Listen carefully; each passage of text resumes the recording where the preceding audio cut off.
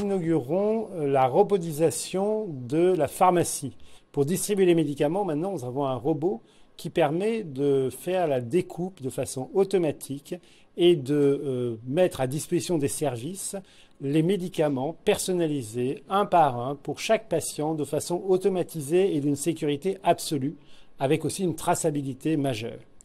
Et puis, pour la chimiothérapie, nous avons acquis un nouveau robot qui est un prototype qui vient d'Italie, pour lequel nous avons fait un co-développement et qui est actuellement le premier robot de préparation de chimiothérapie au monde en service dans un hôpital. Sa particularité, c'est qu'il contient aussi un isolateur et qu'il permet de fonctionner en autonomie. C'est-à-dire qu'on peut lui programmer les poches de chimiothérapie, les produits à mettre, et il peut les réaliser en autonomie complète avec une sécurité maximum et qui permet bien sûr d'éviter des manipulations pour le personnel de la pharmacie de manipuler certains produits un peu toxiques forcément et d'avoir une sécurité pour la dose et le contrôle de la dose donnée aux patients qui est absolument majeur.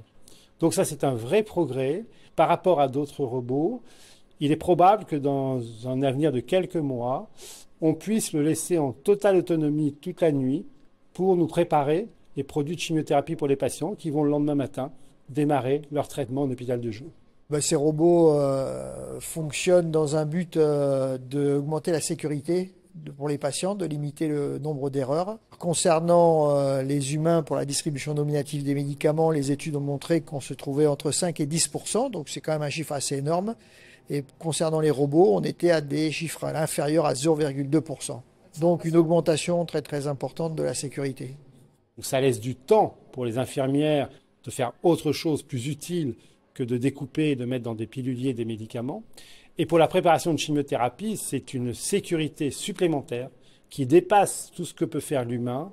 Et en même temps, c'est aussi une protection de nos manipulateurs, de préparateurs de pharmacie qui peuvent faire d'autres tâches, mais qui ne sont pas exposés à ces risques de chimiothérapie. Alors concernant l'activité de la pharmacie en matière de préparation des chimiothérapies, cela représente environ 60 000 préparations par an à l'ICM, à la pharmacie de l'ICM. Et concernant la distribution, la délivrance des traitements nominatifs, des traitements courants, donc non chimiothérapie, bien ça, nous avons délivré l'an dernier 269 000 traitements. Ce robot, c'est un prototype dont nous avons acquis d'une société italienne et que nous avons co-développé avec elle. Et donc actuellement, comme je disais, c'est un premier robot au monde qui fonctionne dans une pharmacie. Et donc je suppose qu'il fera des petits, qu'il y en aura d'autres, car il nous rend vraiment beaucoup de services.